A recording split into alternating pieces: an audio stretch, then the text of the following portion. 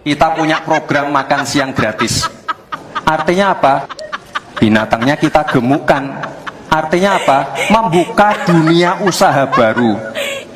Tapi sekali lagi Pak, program makan siang gratis ini adalah untuk di dalam kebun binatang. Kita ingin memperluas kebun binatangnya. Makan bergizi gratis jadi alasan Pak Prabowo terapkan PPN 12%. Menurutmu pilur do setuju apa ora? Setuju ora?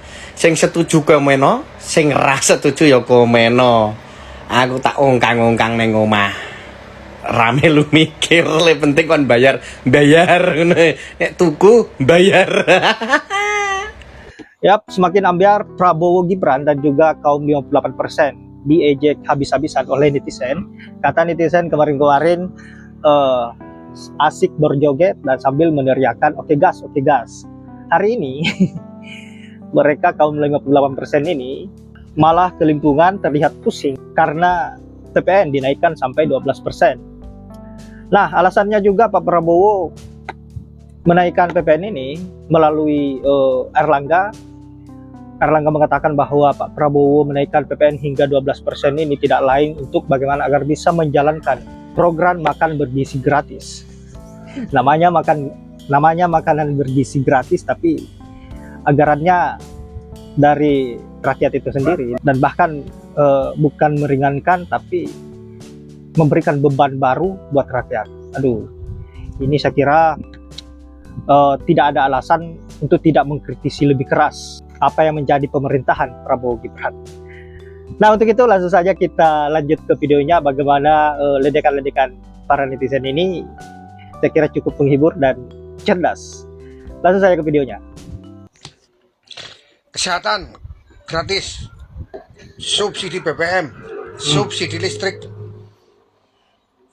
sekolah kan gratis. kita buat gratis, kuliah di perguruan tinggi negeri akan kita buat supaya tidak bayar gratis, makan siang 5.000 perak supaya dapat nasi sama tempe orek saja. Guys, kemarin guys, waktu pilpres guys, ikut kampanye teriak paling kenceng, oke gas, oke gas. Gas, oke gas. Sekarang puyeng kan, bininya pada pusing guys, apa-apa mahal, belanjaan mahal, kerja susah. Lagu-laguan sih lu, joget-joget, oke gas, oke gas. Kerasa kan lu sekarang? Apa-apa pada mahal, apa-apa pada susah. Tolong sih lo, makanya jangan milih makan tuh gas, tolong. Dari kemarin saya bertanya-tanya terkait program makanan gratis Bapaknya yang diunggulkan oleh Presiden Prabowo Subianto itu apakah efektif atau tidak. Hari ini saya menemukan jawabannya. Program makanan gratis itu tidak efektif. Kenapa? Karena alasan pertama digulirkannya program makanan gratis itu karena masalah kemiskinan. Orang tua, keluarga tidak memiliki kemampuan untuk memberikan gizi yang cukup kepada anak-anaknya. Karena memang secara ekonomi mereka di bawah rata-rata, tidak memiliki penghasilan, pendapatan untuk menyajikan sarapan pagi yang berkualitas, memenuhi gizi yang cukup, kemudian tidak mampu memberikan bekal kepada anak-anaknya agar anak-anaknya tidak kelaparan ketika belajar. Nah, masalah kemiskinan ini kan yang menjadi poin utamanya itu.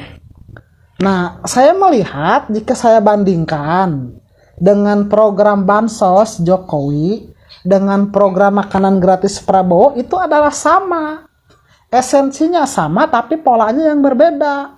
Kenapa saya katakan sama? Program Bansos ini adalah bahan-bahan pokok, bahan-bahan makanan yang belum diolah, kemudian dibagikan kepada masyarakat, supaya masyarakat mendapatkan gizi yang cukup.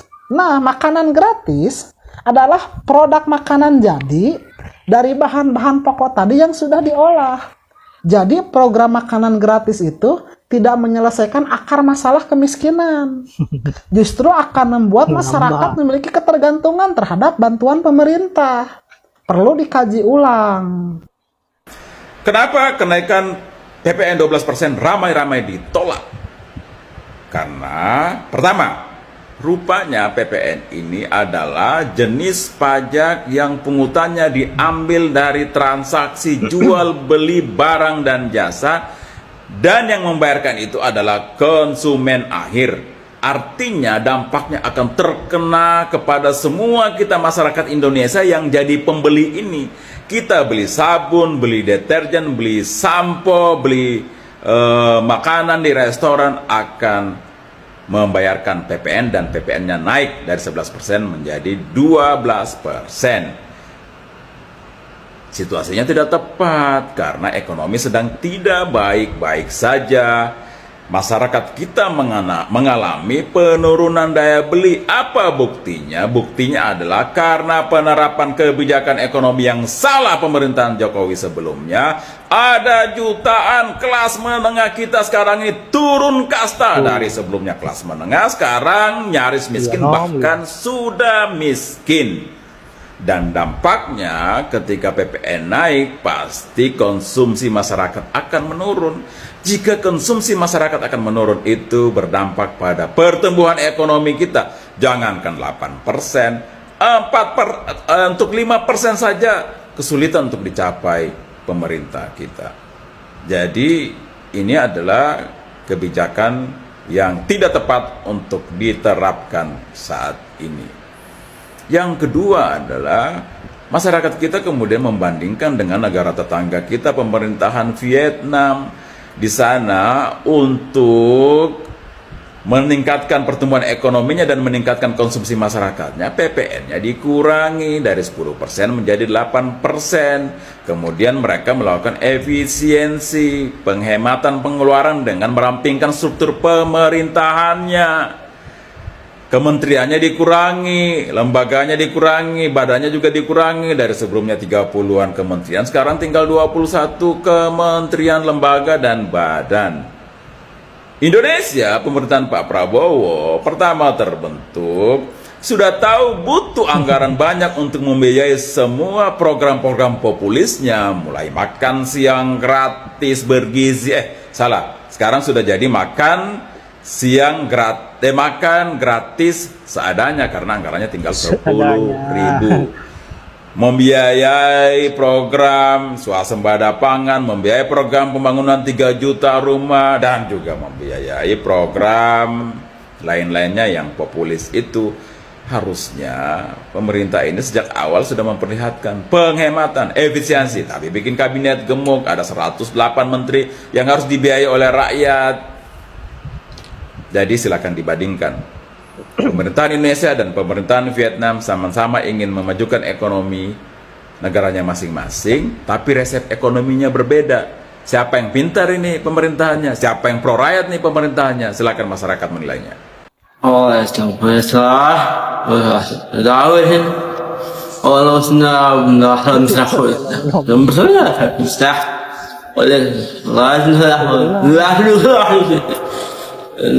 Rupiah 5.000 per USD. Ya, itulah berbagai ledekan-ledekan netizen dan juga komentar-komentar cerdasnya. Saya kira cukup menghibur dan juga mencerdaskan rakyat Indonesia. Saya kira ini adalah babak awal Pak Prabowo mendapatkan kritikan-kritikan keras dari netizen, bahkan sampai diledekin. Mungkin besok-besok akan diperlukan lebih parah lagi dari apa yang pernah dilakukan netizen ini terhadap Pak Mulyono. Aduh. Jadi untuk Pak Prabowo siap-siap saja, kalau mau aman, lepaskan diri Bapak dari genggaman Pak Mulyono. Dan juga fokus terhadap bagaimana agar bisa mensejahterakan rakyat, memperbaiki ekonomi negara ini, dan tentunya menjalankan program dengan baik. Nah sahabat-sahabat, saya kira hanya itu. Mimin tidak berlama-lama, dan semoga apa yang saya up bisa bermanfaat dan juga menghibur sahabat-sahabat dengan ledekan-ledekan lucunya para netizen. Saya akhiri dengan ucapan wallahul muwaffiq ila aqwamit thoriq. Assalamualaikum warahmatullahi wabarakatuh.